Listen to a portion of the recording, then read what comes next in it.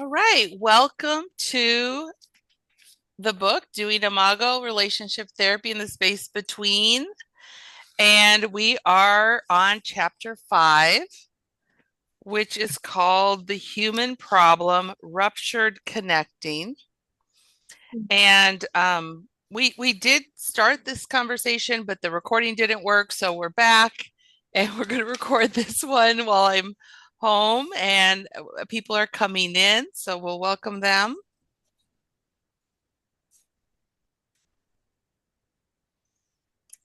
Hi, Amy. Thank you for joining us. Oh, We, sorry. Yes, thank you. yes, we are recording, just so you know. And so we're going to talk about chapter 5, and we were just saying it's such an important chapter. Like even if you're an Imago therapist and you haven't read the other chapters, this chapter is going to make sense to you for the most part because it's bringing in every concept, the psychological journey and how we have nurturing deficits is what Harville and Helen are calling it in the book. I call that unmet needs. And how we have adaptations based on our socialization. And we have a whole nervous system that responds when there's disconnection. And then all of those things basically end up in some sort of adaptation. And that adaptation can get in the way of our connecting. And so when we are looking through this book on chapter 5, it's a really beautiful kind of summary where it pulls everything together in a very cohesive theory of what happens, why it happens. And then, of course, as we go on, we're going to talk about now what? Now that we understand the problem, how do we navigate through the processes that help us work around the disconnection and the reactivity? So I just want to kind of skip ahead to the chart on page 121, and I'll see if I can hold this up. I didn't screenshot this, but this chart right here, get a little closer. Um, it goes through how we have nurturing deficits and repressive socialization. In our lingo, we would say unmet needs and lost parts. And then that causes us to react in a way where we experience frustration. Something in our environment happens, we get frustrated because of our unmet needs, because they need to be met, and because of our repressive messages. And then we experience a loss of connection, which leads to anxiety.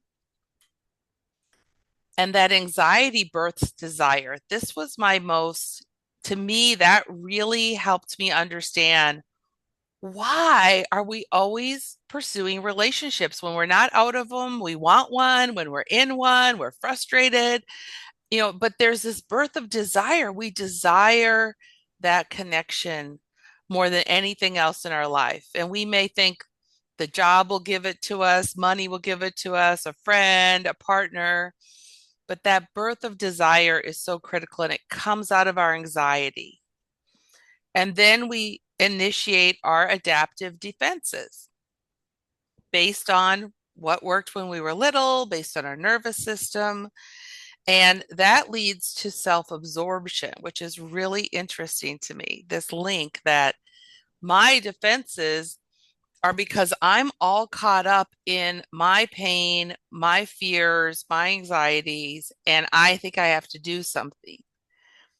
And so I become very self absorbed and I lose the sense that there's two people in the relationship.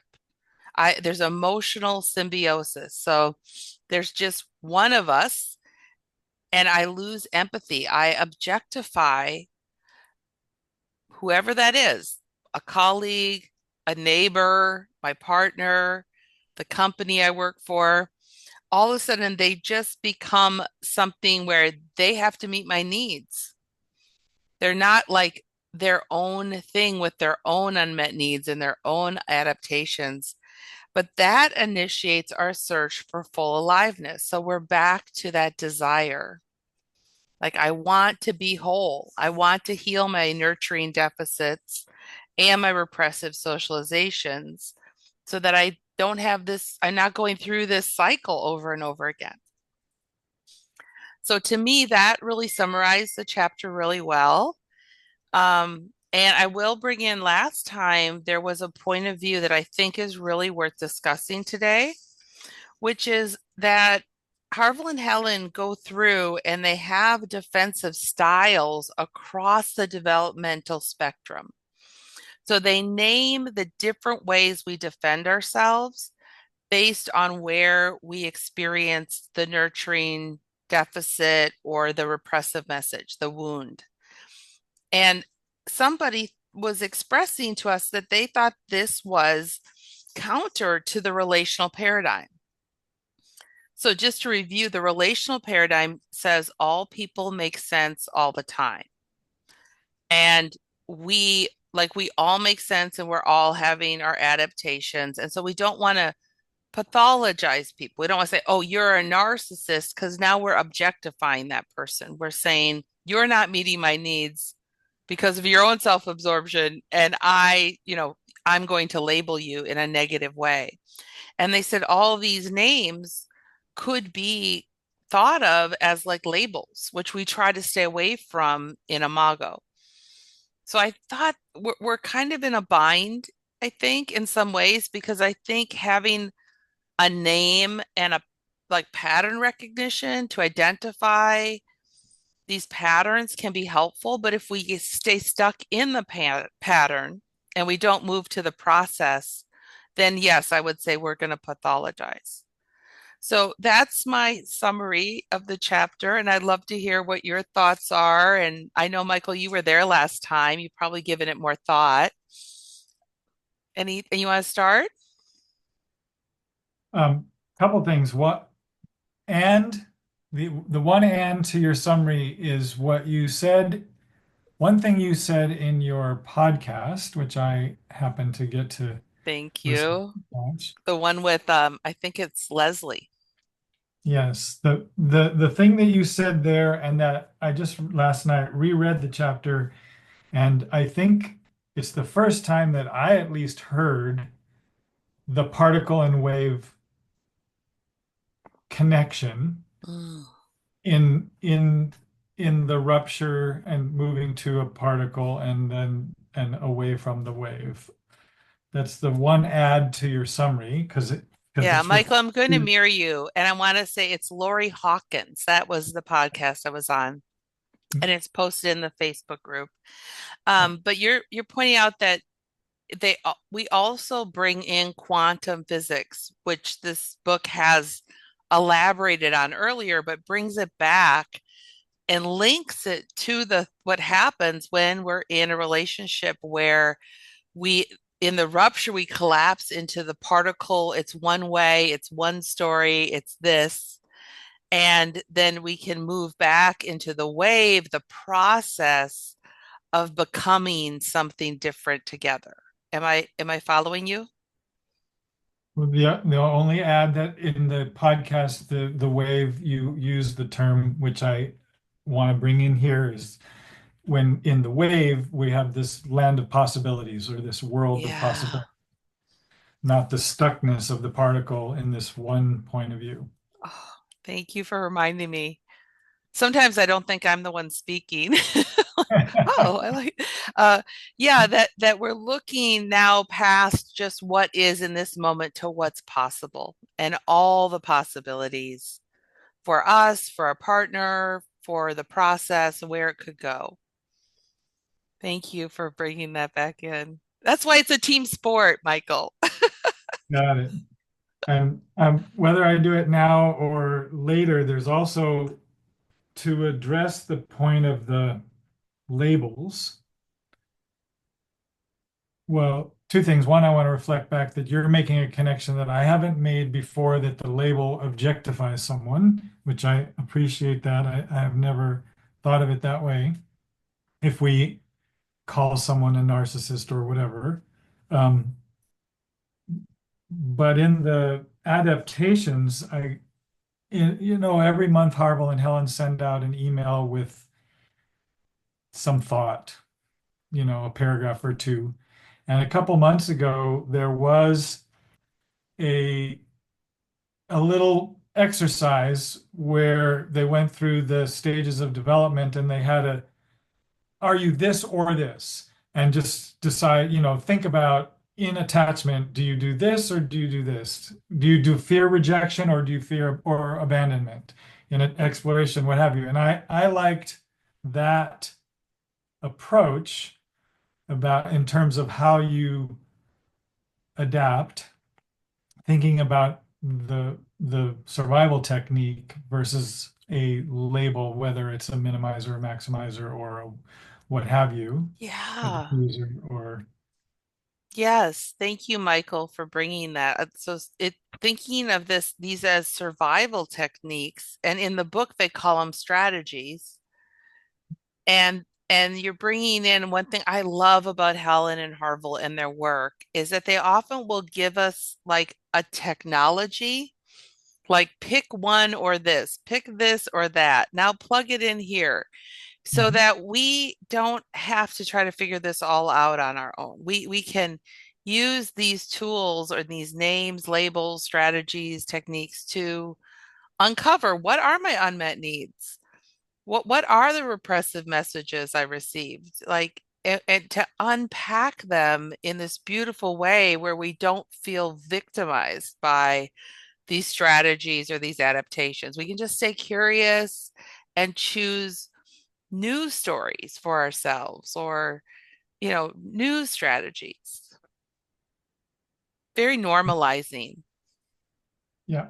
One more thing, at least last night when I reread the chapter, when I read the developmental stages and adaptations here in terms of minimizer, maximizer, I I don't know that we have to address it, but I noticed numerous times with my wife and I where we're not opposites, we're the same in terms of our strategies, and that those seem to be harder when we exactly, what I would say about her, she would say about me, we're exactly the same. Those seem to be harder than the opposites when I'm withdrawn or she's withdrawn and I'm maximizing, what have you. Those seem to be a little easier where we can see the polarization and we can sort of address that. But when we're both doing the same exact thing, that seems to be more difficult. And I don't know that we need to address that. I just noticed in Well, let myself me last just mirror you that you're thinking about the minimizing, maximizing, the different energies, the different strategies that you and your wife use. And that when they're polarized and they're opposite, sometimes it's easier to see. But when you both get locked into the same strategy, you really get stuck. Am more I stuck. with you? Yes. And Thank you. what did you say mostly? More stuck. More stuck, more stuck, more particle like, right? Yeah. And I just want to validate that uh we do that too. That makes sense. That, basically I think as things escalate, we go to strategies that we maybe don't normally use because we're terrified. We're terrified and it's escalating and then we're both terrified and it's those are the hardest moments for me. So thank you for sharing that. Yeah. Amy, Sally, you want to share anything? Just add or another point? Well, I have not read this. I popped on here to learn. I'm glad you're But I here. did have thank you. I did have a couple just this morning that were highlighted how much they are the same in regards to stubbornness, and they are so stuck, and they are um uh I guess who's going to go first is what they're up to. Like Yeah. who's going to be who's going to go first, whatever that looks like. Who's going to change this pattern? Yeah. And they are like looking at each other like it's Not not it. budging. Like we want this to be different, but you Yes. better start and then they're like, so they're Oh, so, so yeah. So Amy, it's just, you had my husband and I in your office today. oh, lovely. Yeah, yeah. So that makes sense. Yeah, that we all can get there, but this couple is there right now of just being really stuck in who's gonna take that first move? Right. Who's And like what gonna you, step into a stretch? and creative thinking or possibilities is really narrow right now. It's either we're going to Yeah. stay like this or we're done. Like it's Yeah. like boom, boom, not any other options of how this could be different. Obviously, they're there, right? So they want it to be different. They just don't know how to get Yes. there. Well, I'm so glad they have you. Oof, I'm trying, guys. I know, but that's really key and why our community is so important is to remember that we have to see the possibility before they can. That's right. Yeah, and that's hard when we are triggered to like sometimes when I'm with a couple like this, if I don't see myself in them, Hmm. I get so frustrated like, oh my God, these two toddlers, I just want to slap them, you know. But Right? when I can see myself and go, oh gosh, I know this place. It's so scary. It's so painful. And I'm going to have to lead them into the land of possibility somehow, Yeah, you know, somehow. somehow. Maybe I just sit there and hold that energetically, Hmm. and just see what they are going to do. But it's the hardest job in the world, I think. Can be, Yes, no if we doubt. don't love each other and say, you can do it, Amy, we believe in you, like then you can fall into that pit of despair with them because Hmm. the field that they're in when they're like that, it's so powerful that we can get drawn into the particle. We can Yeah, I believe think that that's so this is interesting. a fixed reality and there's no possibilities. Like so easy, so So easy easy. for us. Yeah, I am so interested in the metaphysicalness of it all, though. I mean, this is such a dense book, first of all. I just can't, I'm so excited about it, but wow, I know. a lot, I know. It just keeps unfolding. It's almost like a fractal in itself. The way it keeps right? unfolding, I go back and I read something, I go, oh, and then this links to that. And yeah, it's dense. Yes. Thank you for sharing that, Amy. Hmm. Yeah, I don't mean to laugh because it's really hard. It's really, really hard and painful to sit with a couple. And we can understand that based on developmental nurturing deficits, that they really cannot think of a possibility. Or if they can think of it, they can't live into it yet. That they need baby steps. They just need tea and cookies and a safe space to come and have somebody say, "You're doing great. You're doing great. Just try to listen right now." That's all you have to do right now. Because they can't see like when we're in grade school, we can't imagine college. We can't even begin to think about how I remember I think this was between second and third grade. And I remember having the thought, how am I going to get smart enough over the summer to do third grade? I mean, I was really worried about it. I was like, a third grader, I mean, they're so smart. Well, and I like I had just two couples this morning, and actually the other one was easier, in that they are very interested in being like masterful a couple. Like they're very interested in the high level, so like not kindergarten, they want to be advanced studies. Nice. And so since they have that mindset, yeah, their trajectory is just better, Yes. easier. It's just more Yes. fluid. It's just, Yeah. Yeah. They probably had more nurturing at certain key points in their development to get there. So it makes hmm sense. They're easier to work with. Yeah. And hmm that's so fun when you get somebody who's just kind of nerding out on Imago. Like, how fun is right? The contrast now that I'm thinking about it was so big. that? But And I and bet no you judgment felt around that, different. right? It's just I mhm. bet you felt different. You were like you probably felt more competent with the competent couple than you felt in the field of the people struggling and worrying about their competencies. Yeah. Yeah. And that's important for us to notice that we're in the field with them and whatever we think and feel could be more about them than us. Hmm. Yeah. Yeah. Sally, you want to share something? Hi, I will share that I haven't read it yet. Good. Don't Um, worry about that. I'm glad you're I here. did try to start reading the book. It was just a time in my life where it was just I could not sink my mind into it. Hmm. Too many other things going on. And so I'm here to listen and learn, but I certainly understand the getting pulled into the particle because there are times I sit here with some of my couples thinking, wow, you guys really better, you ought to see a therapist. And I'm like, oh, wait, that's me. I That's know. me. I'm supposed to have this figured out. So, yeah, I just appreciate the conversation. Yeah. Yes. I love that. I so have felt that way so many times.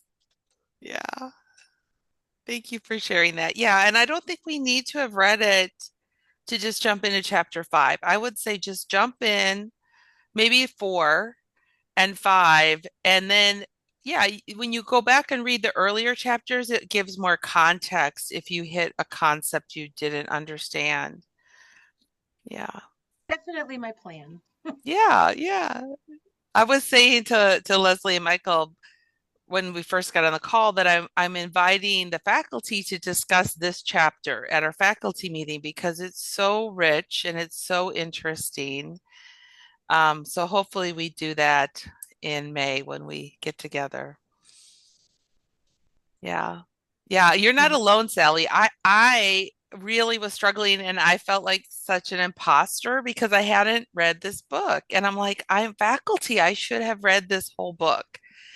And I would open it up or I would turn it on my phone Audible and I'd fall asleep almost like I mean, it became a sleep aid. And and I'm like, okay, I'm gonna need community to get through this. I have to call on my colleagues to support me to discuss this and get through it. So thank you for being here and helping other people to they can watch this and struggle through it or just get really good sleep. Yeah, I had started reading it at night and thought, this is putting me to sleep, which is good to be able to fall asleep, but I need to understand what I'm reading. Yes.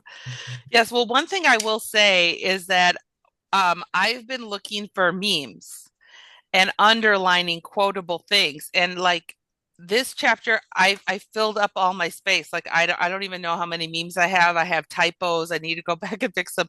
But that has helped me get through the book, is looking for what is the quote and pulling the quote out and sitting with that little passage rather than trying to read it like we read other books, like, kind of for comprehension because there's just so much there. Um, and then sort of the whole chapter comes together with all those memes once I understand each one individually. And I'm going to start posting them again now that I'm not traveling. Leslie, how'd your insurance call go? It went great. Yay. Yeah, Leslie we'll got a see. new office. Yeah, yeah, yeah. It's exciting. It's Yeah. exciting for the people in your area. Hmm. Yeah. So, what do you want Yeah. to add? Oh, well, I was thinking about this, um, the particle idea and how we get stuck in it. And then my thought went to when I heard you say, Michelle, we just have to give them baby steps and ask them to just be here and be in the listening and focus on the space between. You didn't say that, I'll add that. Yeah. And um and just be present, Yeah. be in the present, because Yes. that's where it's all at, right? And Yes. that will lead outward and instead of totally inward.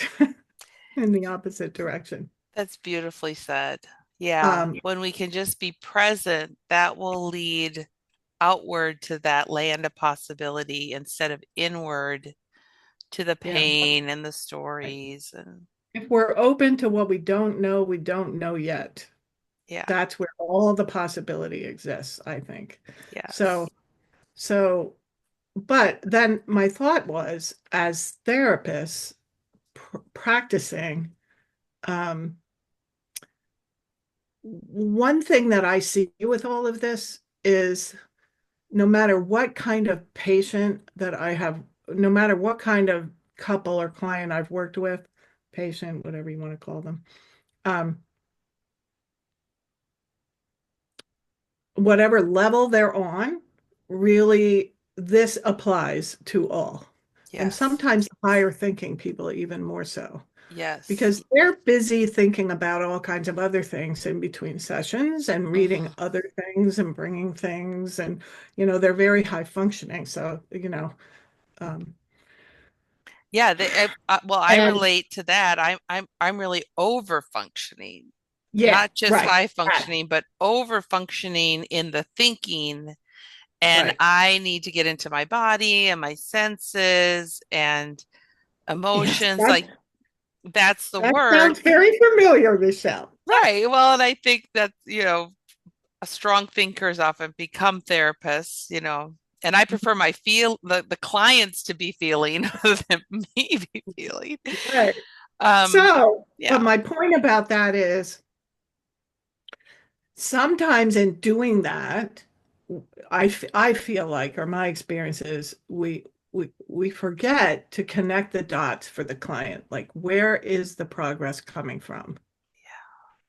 And I think that is important to do every session. So, um, and if they're not completely seeing where it's coming from, which Hmm. often I find they don't. No, we Do you don't. know, like they No. forget, like Yeah. where is it coming from? Like the very fact that they've been engaged in this practice is the thing that's opening up all the other things.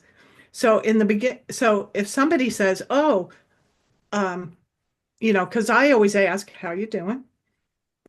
And how's it been since our last session? And do you have any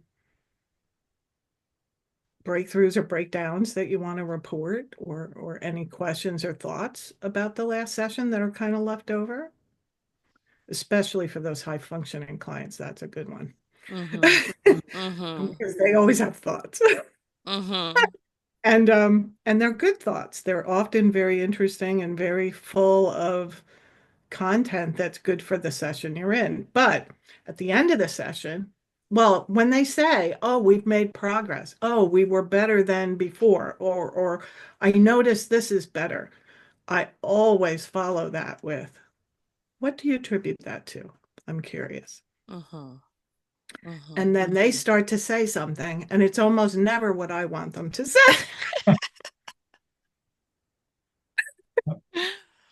but I'm hoping they'll notice. Yes, yes, yes. But for those And people there's who a, don't know Imago really well yet, will yeah, you give us some examples of what it would sound like to connect the dots? Connect yeah, the dots from their progress to the processes they're using. right.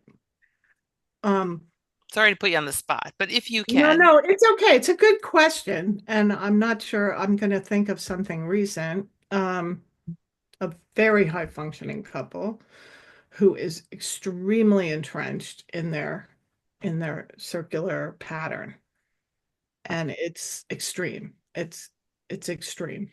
Um, for especially for such a high functioning couple. So it's interesting to me. So with them, it's hard for me to sometimes stay out of the content and in the Hmm. process Hmm. because they can suck you in so well. Hmm. I feel like it's easy Oh to do. yeah. But, Yeah. so they'll say, "Well, I did this again, so no improvement, or we're still in the cycle." And but I reacted differently. So And I'm, oh, well, would you think that's an improvement? Because over here, I'm feeling like that's a big improvement.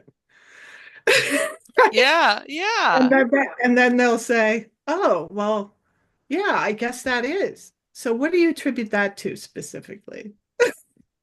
You know? yes, And yes.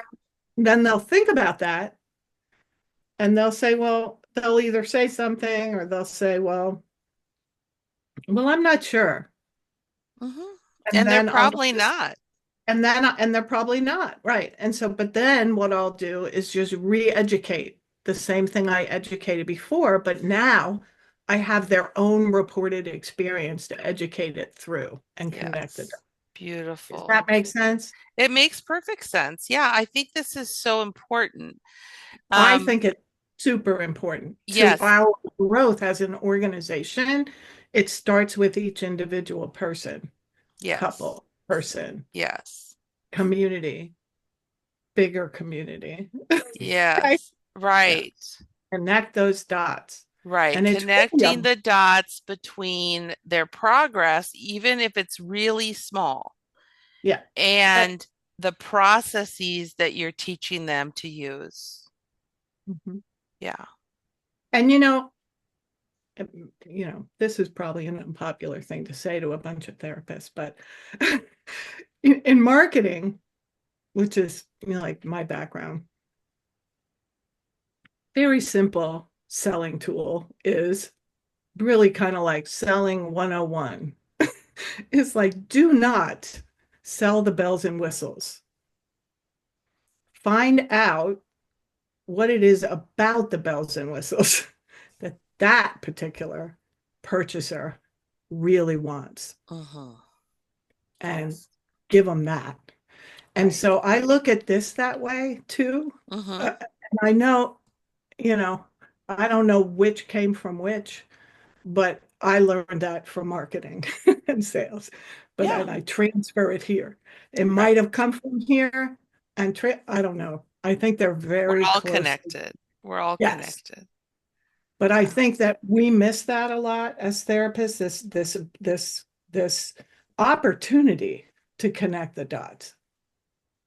Because the Yes. more you can get people articulating what got them better to their friends, and I hear this all the time when people call me and they'll say, do you have any room for us? We heard about you through so and so and so and so, or so and so just did a workshop, or this happens to me all the time. Yeah. And then I hear them articulating what their friends told them was what helped them. And it's usually something I connected the dots to over and over and over again. That's so key, the repetition, right? Because we hear this theory all the time and we try to apply it to our life. We try to apply it to the couples, and it takes a long time Right, because these are not embedded in our culture. These right, ideas are not embedded in our culture. right. But I really like what you're saying, and I think it's important. Welcome, Bianca. Just so you know, we're recording. Um, so connecting the dots is part of our job, helping the couple articulate what's working so that they can continue to focus on what's working and what's going well. Right. And also, then they connect that to their own self-efficacy around how to keep getting their relationship better, That's right? right. That's right. So their own self-efficacy grows and develops. Right. And then that right there for me is a key marketing place for us to Yes. communicate to people. And that is, we are not about Imago therapy is not about making you dependent on us to be safe. Right. Right. Right. We are giving you tools to go home with and practice. You're doing them in the office. We hope you do them out of the office. I can't make you do it, but I can invite you to do it. I can motivate you to do it. Yes. Mhm. Yes. So one thing I want to add, Leslie, so we can do that in our conversations with our clients, like you're saying, but we can also embed this in a centering at the beginning or in the closing at the end. Or both, So we can which is be, what. Go ahead. All of the above. Right, right. But Yeah. to be thinking about what Right. is going well with this couple, even if they are Oh, yeah. fighting I see what you're and saying. Yeah. whatever and doing all the things that we think, oh, that's not nice. There's still like something positive we can find in, like, they're expressing themselves. They know what they need. Right. They're, at least they're taking turns, they're not yelling over each other, whatever it is. Like, we can do that, and then we can highlight that and we can normalize that in our centering. Right. Sometimes we don't, we slip up, we do something, it's the same old thing, there we are again doing the same thing. We Yep. all do that. And yet we can forgive ourselves and recommit to just trying to add positive energy back into Yep. the space. We can slow down, slow our heart rate, slow our breathing down, take a breath, look into our partner's eyes, and look for the beauty there and express what you see. Like, we can inspire them through the centering, and then in the closing, we can give them stems, kind of like the marketing strategy of, like, so what it would mean to me if we could start to do more of this, like getting to what they really want, what it would mean if the bells and whistles worked, Yes. Yes. and then if we started to do that, how I would behave differently. Yes. And then if I behaved like that, would I imagine how that would help you? And we start to use the stems in the closing to draw them towards that possibility. Yeah. Right. So using the stems, I think a good close is an art form and more important than the meat of what was shared in the content, because it can pull them towards a future, a next Yes. week, a tomorrow, where they are inspired to be the best version of themselves. Yeah. Yeah. So yeah, I like the connecting the dots, and I think it's really powerful when we help them do that through centerings or kind of a process of what we're taking away. But I also liked your, asking them, what do you attribute that to? Such a powerful question, and inviting them into curiosity. Mhm. Mhm. So I saw some things in the chat. Oh, this is the exercise. Thank you, Michael. I'll um I don't know if the chat goes into the recording, so I'll read through it. Sally said you love the analogy of being a third grader trying to contemplate college. Oh my God, I feel that way every day. Um, okay, Bianca can't stay too much, but I'm glad she's here. Um, Sorry, What's one Bianca, of the I'm memes? assuming you're female, but maybe I shouldn't assume that, but I'm glad you're here. And Michael, do you want to read that, or? No, I was saying what's one of the memes that you captured from this chapter that Oh my comes gosh, up for there are you? so many. But let me just look at my book and see what I underlined, because there's a couple things that I thought were, in my opinion, kind of mind blowing.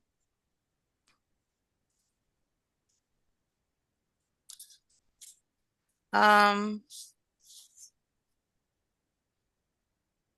I mean, this is really practical. This is paragraph on page 108 at the end of the page. And it says couples who come for therapy will share their complaints of each other. We can count on that, right? Yeah, for And sure. if you listen carefully, you will hear their desire stated as a frustration about what they are not experiencing with their partner, a desire that would be fulfilled if their partner would change in specific ways. You may also be aware that they have responded to the lure of media information about how they can get it. Um, Perhaps they have been customers, alone and together, of the personal growth industry with no success. Perhaps they have perhaps they have done drugs socially or become addicted, gone on pilgrimages, meditated, prayed, exercised, changed their diet, experimented with affairs, focused on work, engaged in thrilling vacations. It's like, is someone looking at me? Um, all in the service of experience a sensation that eludes them. All of their efforts have provided some pleasure, but only transient happiness. Nothing has worked to make their relationship better, and they have brought the aftermath of their failure to you. All outside in cures. Yes, And and the thing inside that I out. was outside in cures. Will you say more, Leslie? Yeah, like, when I think about addiction, that's like I'm looking for a chemical to fix me. So it's something from the outside in, or another person to make it all better. Or Yeah. this is largely unconscious, you know. Yes, and it works temporarily. So And this and is I the loved temptation. and I loved the reference for two reasons to this responded to the lure of media information, to foster this idea that they can just read books and everything will get better. Yeah. Um, Yes. you know, um, I love and that. yeah, and because like I recently, yeah, so um, you know, I do believe that there are certain outside things that can help us along the way, like in pieces if we change them, you know, sometimes. So I don't think it's black and white, No, it's both obviously, and. but yeah, and um, but the inside out part is the self focus of why am I doing this? Why am I trying to connect? So Mhm. it's coming from the inside, looking to do things that service that in, taking our lost parts or taking our developmental deficits or whatever you want to call them, um, and growing them for ourselves. And Yeah. in Imago, my understanding is, my experience of it personally is that, my partner can help me do that. But if my focus is they need to change instead of I need to change, then I'm I'm starting from a direction that isn't really going to be that helpful. Right. Right. Exactly. So, and what you were really talking about is being out of the relational paradigm right there. Right. Right? That it's like a fix it paradigm, a competitive paradigm, an individual Yes. paradigm, define the problem and Right. fix it, Yeah. as opposed to it, we're in a relationship process with everything and everyone, and certain things, like when I hit a pain point, it's calling me to change. It's calling Yes. me to go inside and figure out what I need. I want to go back to the chart that we talked about on page 121, that Can I? the birth of desire leads to the adaptive defense. So we're doing the defense, the addiction, the self-growth work, whatever it is, because of our desire. Yeah. Yeah. Leslie, you wanted to say more, and then Michael, you want to add? Yeah, I just want to say, like, in regards to this media information, this other whole sort of culturing us with information kind of process, because I heard you talk about imposter syndrome, Yeah. which I think we can all read the definition of that and probably identify with sometimes. Um, but I heard a discussion about this this idea that maybe imposter syndrome, the way we define it, doesn't really include this this culturalization from the outside in this time, right? And lean any responsibility for it on that. So for Right. instance, right. And I was like, wow, Yeah. Yeah, We my do. dissertation was about this and how the academic wounding and culturalization of us really early in school Yeah. is what leads us to believe that our value is based on what we achieve, and then we always feel like somehow it doesn't, they're not congruent. Yeah. Yeah. Michael, did you want to add? I have a question. Did I miss it? Or is there self-hatred is not that language pattern is not used here. And I don't know, I actually now I'm glad we're doing this together to go through the book, but I don't recall it being in the book at all. But Right. It used to be in the manual. I I'm just wondering, I just thinking out loud, I'm did I so miss it? glad. It's a good question. Well, I actually so glad you brought it up because a lot of our terminologies that involve the word self, Harville and Helen moved away from that as they redefined self as process Mhm. and not a particle, right? Not a fixed thing, but an always becoming thing. Then self-hatred is really not what we're talking about, right? We're talking about pain and some of our repressive messages getting really, we are very attached to the message. Well, then I would add what we're missing the inner dialogue, our own stories, like the stories that we tell ourselves. I I'm not hearing that language pattern referred to here either, and that's really important. The stories that I'm telling myself about me and Yeah. or about my partner and or about our Yeah. relationships, That's etc. definitely in here, Michael. That the story I tell myself is in there and also repressive socialization because most of our stories actually are socialized, Uh, Mhm. right? They come from some experience we had where we interpreted that experience as a have to, a should, a I need to be, but this yeah. is really important. Like, how do we hold that? Like, there is the internal dialogue, right? That is going to impact the field. And I think as we get into how to work with this, it'll start to come alive in a different way. But I think it's really important. They do have self-absorption, right? Which could be related because I feel like when I'm engaging in self-hatred, I'm very self-absorbed. For Mhm. sure. Yeah. So that's interesting. But I did notice that they went away from a lot of language around even like they talk about lost functioning more than lost parts. Mhm. Yeah. Um, okay, good. Leslie, were you able to finish your thought about what you were saying or did Yeah, I'm just was connecting the dots to imposter how phenomena? my Yeah. mind works.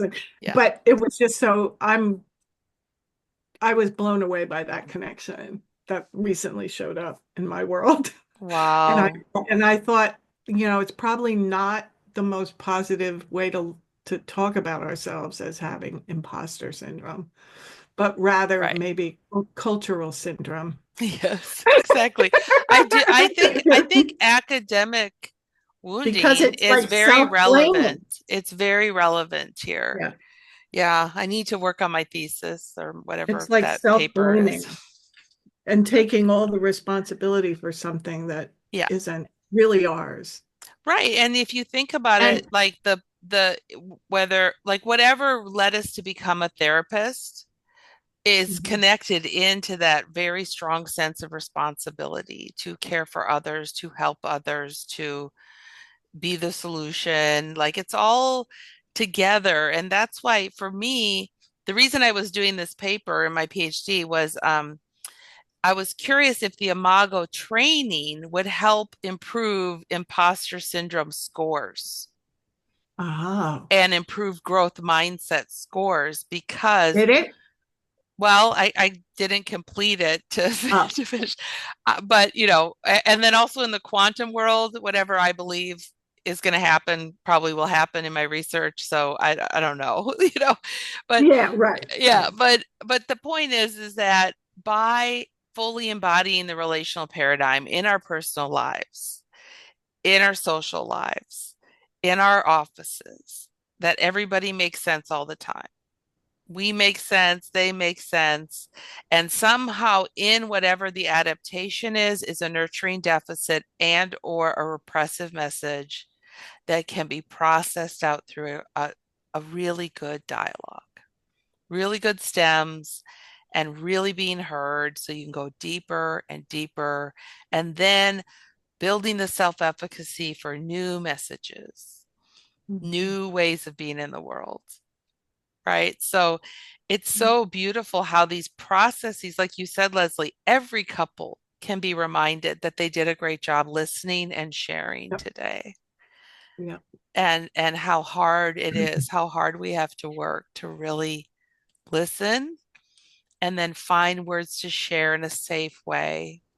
Like that's Right, a lot of work that you did. right, Yeah.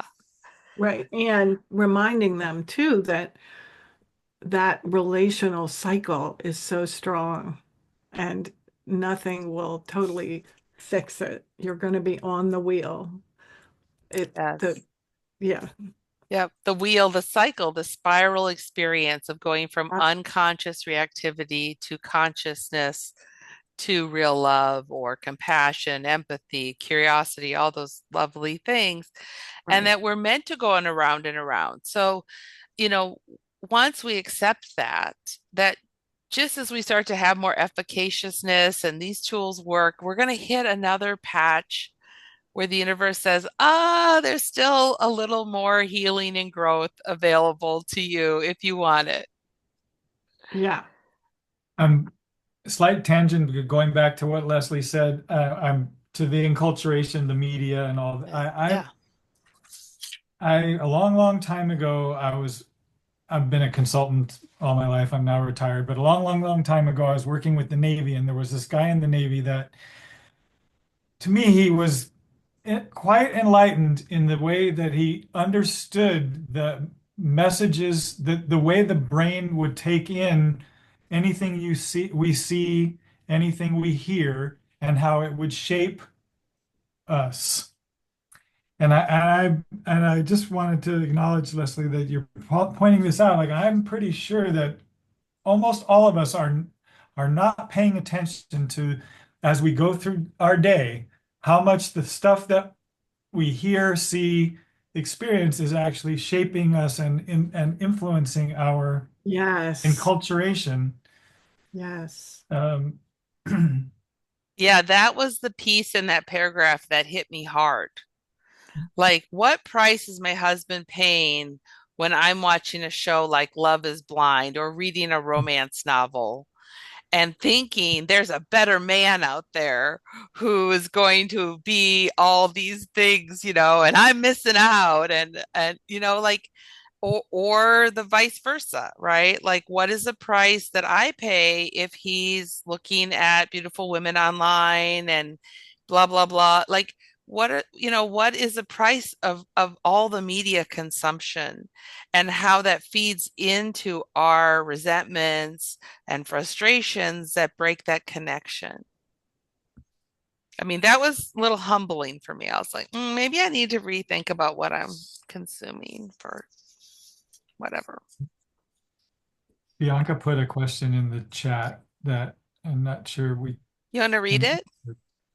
What if the addiction is in the couple? Let's say alcohol addiction, not extreme, but drinking a wine bottle each night together, and only one of the partners wants to quit. The other one still brings the drug in the family and makes it harder for the other one to quit.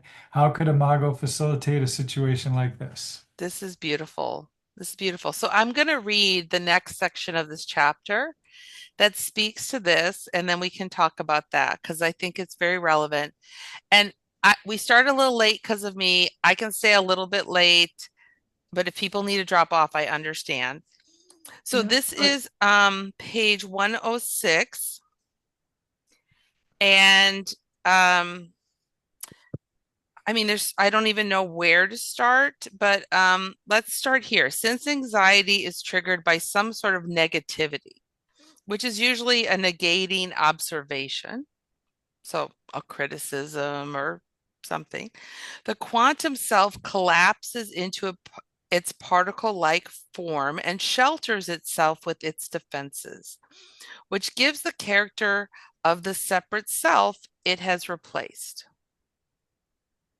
It needs those defenses to deal with the imagination of the possibility of not being, of non-being, or of not being at all. So like of being not non-being or dying.